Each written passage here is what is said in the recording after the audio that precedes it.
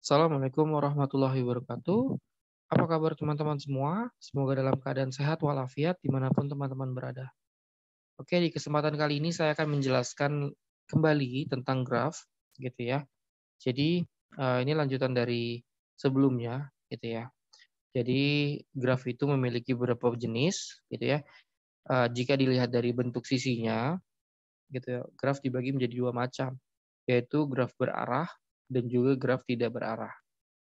Nah, ditinjau dari bentuk sisinya lain lagi gitu ya, juga bisa dibedakan menjadi tiga hal, yaitu adalah graf sederhana, simple graph, dan graf ganda, serta graf semu. Nah, ini sudah dijelaskan di sebelumnya ya, bahwa graf sederhana itu adalah graf yang antara titiknya gitu ya, ke titik lain itu hanya memiliki satu garis. Untuk ganda, ada beberapa garis yang dibuat antara titik satu dengan titik lainnya. Sedangkan untuk graf semu itu ada looping ya, ada lingkaran di salah satu grafnya, di salah satu titiknya. Oke, nah seperti ini ya. Jadi di sini yang tidak memiliki sisi ganda ataupun loop gitu ya. Itu dinamakan sebagai graf sederhana. Graf tidak sederhana gitu ya, yang tadi saya sudah jelaskan. Graf ganda memiliki sisi ganda gitu ya, artinya lebih dari lebih dari satu, tetapi tidak memiliki loop. Sedangkan graf semu adalah graf yang memiliki sisi ganda dan loop. Jadi memiliki keduanya. Derajat titik pada graf berarah. Gitu ya. Jadi dalam penulisan derajat pada graf berarah itu dibedakan gitu ya dari graf tidak berarah. Gitu ya. Jadi karena ini jarak ya gitu ya. Jarak yang apa simbol jarak gitu. Jadi untuk mengetahui jika berarah ada in gitu ya, yang mana simbolnya bisa menjadi minus, D pangkat minus, gitu. Ini melambangkan dari banyak sisi yang masuk ke titik tersebut, gitu ya. Jadi yang masuk ke titik tersebut tuh ada beberapa gitu ya. Lalu D out itu banyak sisi yang keluar dari titik tersebut, gitu ya. Sehingga untuk mengetahui jaraknya dV kita harus mencari D in dengan D out-nya. Oke, derajat titik pada graf berarah seperti ini gitu ya. Jadi titik dengan D out sama dengan D in dulu, D in sama dengan 0 disebut sebagai source atau sumber. Titik dengan D out sama dengan disebut sebagai sink. Gitu ya. Jadi biasanya ini akan menjadi titik awal, ini menjadi titik akhir gitu ya dari arah dari grafnya gitu. Oke, nah ini resumenya gitu ya. Silakan dibaca. Nanti akan saya kirimkan filenya. Jadi lalu ada representasi dari graf. Nah, graf itu bisa direpresentasikan atau ditampilkan dengan beberapa cara. Pertama dengan menggambar grafnya itu sendiri secara geometris. Jadi bentuk arah gitu ya. Terus menuliskan himpunan V dan E dari grafnya. Jadi hasilnya gimana? Gitu. Lalu juga eh, ditampilkan menggunakan matriks ketetanggaan, matriks bersisihan, dan daftar ketetanggaan.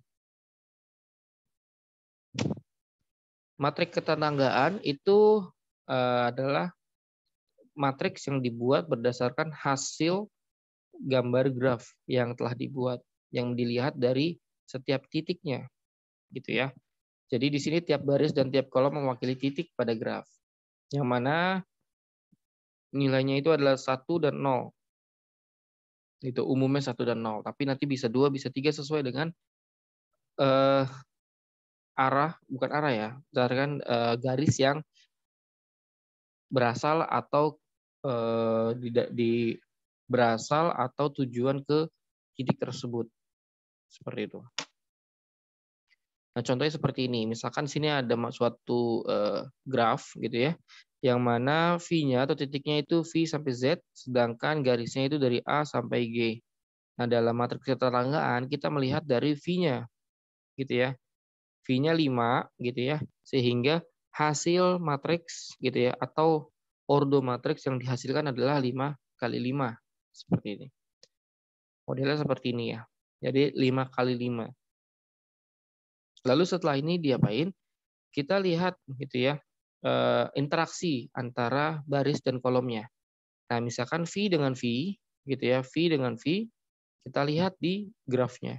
V dengan V, wah, dia tidak memiliki jaringan gitu ya, atau tidak memiliki hubungan antara V dengan V karena dia titik yang sama, sehingga hasilnya adalah 0. Lalu V ke W, gitu ya, V ke W ke atas gitu ya. Ini ada 1 nih. Ini nih. Berarti kita bisa tuliskan sebagai 1. Itu. V ke X nggak ada, V ke Y juga nggak ada, dan V ke Z ada. Dia belakang. Seperti itu. Gini ya. Lalu, nah di sini ada yang 2 nih. Padahal tadi kan nilainya 1 atau 0. Nah ini ada 2. Nah di 2 ini, kenapa 2 gitu ya? Kita bisa cek langsung. W dan X. Kita lihat W dan X. Nah, jika dilihat dari grafnya, ada 2 garis yang menghubungkan dari 2 titik ini, gitu ya. Titik B dan titik G. Gitu, sehingga nilainya menjadi 2. Bisa nggak lebih dari 2 gitu ya? Bisa saja gitu ya, jikalau gambar grafnya itu lebih dari 2. Ya. Hasil dari matriks tetanggaan yang diperoleh seperti ini gitu ya, jika kita lihat dari semuanya. Gitu. Nah, ini hasilnya. Dalam tampilan hasil matriks yang diperoleh dari sini itu ya, bisa menghapus head column dan head row gitu ya. Ini bisa dihapus. Jadi kita hanya mengambil ini saja untuk nanti bisa kita olah. Nah, ketika sudah menjadi matriks seperti ini, banyak yang bisa kita dapatkan gitu. Banyak yang bisa kita olah gitu ya. Bisa dibuat determinannya, inverse-nya, perkaliannya, atau metode-metode lain. Oke. Nah, lalu matriks bersisian gitu ya. Nah, kalau tadi kita lihat dari titiknya, nah kalau di sini kita lihat dari sisinya gitu ya. Jadi yang dilihat adalah jika J bertumpu pada I gitu ya. Jadi bertumpu atau tidak bertumpu gitu ya. Langsung saja. Contohnya sama seperti tadi gitu ya. Nah, kalau tadi itu ordonya itu sesuai dengan titiknya gitu ya. Tapi kalau untuk matriks bersisian gitu ya, kita lihat dari titik dan juga sisinya gitu ya. Ini sisi gitu ya, atau edges gitu ya, atau penghubungnya gitu. Setelah ini kita bisa lihat gitu ya, misalkan V dan A, V dan A gitu ya. Ini A, ini V gitu ya. Kira-kira ada nggak gitu ya sisi yang bertumpunya? Ada. Jadi V dan A itu saling bertumpu gitu ya. Jadi maka nilai 1. V dan B enggak, dia udah beda dan seterusnya. Sama pengerjaannya. Oke. Jadi hasil akhirnya seperti ini. Nah, ini bisa sama seperti tadi, bisa dihilangkan kepala baris dan kepala kolomnya untuk mendapatkan nilai matriks utuhnya. Lalu ada lagi daftar ketetanggaan gitu ya. Kalau tadi bentuknya adalah matriks, yang sekarang bentuk daftar. Artinya kalau sudah berbentuk daftar, yang digunakan adalah tabel seperti itu. Cara membuatnya pertama kita buat bentuk tabel 2 kolom yang mana isinya adalah titik dan juga apa namanya titik dan juga sisinya seperti itu. Oke, tapi nanti kita lihat lah ya. Contohnya sama. Jadi seperti ini gitu ya. Karena ini bertetanggaan ya. Saya tadi agak sedikit salah. Berarti ya kita lihat adalah tetangganya. Gitu ya, tetangga dari titik yang dihasilkan gitu ya. Jadi sisinya tidak dibahas di sini. Jadi kalau V, W dan Z saja. W dan Z gitu ya. W itu ada banyak. Ada V, ada X, ada Z gitu ya. X-nya 2 kali gitu ya, karena dia tumpuannya 2 kali. Oke, seperti itu. Nah, ini kuis. apakah dua graf ini sama gitu ya? Nah, kalau dilihat dari gambar, dari polanya berbeda. Tapi sebenarnya kedua graf ini sama gitu ya. Kenapa sama? Jika kita lihat dari jumlah titiknya itu sama, sama-sama 7, dan jumlah sisinya juga sama. Seperti itu. Nah, ini dikatakan sebagai isomorfisme graf. Ya, jadi isomorfisme itu adalah suatu bentuk yang sama secara sisi dan juga secara titik, gitu, tetapi berbeda secara penggambaran. Contohnya misalkan seperti ini. Ini ada matriks tanggaan suatu graf, hasilnya seperti ini gitu ya. Ini kalau nggak salah di hasil sebelumnya ini, atau berbeda bisa. Lalu gambarkan dua buah graf, gitu. Dari sini kita bisa menggambarkan graf sesuai yang diinginkan berdasarkan matriks ini ya, tidak sesuka hati. Lalu didapatkannya berbeda. Ini graf G, ini graf H, gitu ya. Dengan matriks tetanggaan yang sama, tapi menghasilkan ini yang berbeda, gitu. Gambar graf yang berbeda. Jadi isomorfisme itu adalah dua buah graf G dan H dikatakan isomorfik jika terdapat koresponden satu-satu antara titik, gitu ya. Sehingga hubungan kebersisiannya tetap terjaga. Dua graf yang isomorfik adalah graf yang sama meskipun nama titik dan sisinya berbeda. Nah, ini contohnya. Ini graf isomorfik. Nah, isomorfisme graf itu beberapa hal yang bisa kita lakukan untuk melakukan pengecekannya.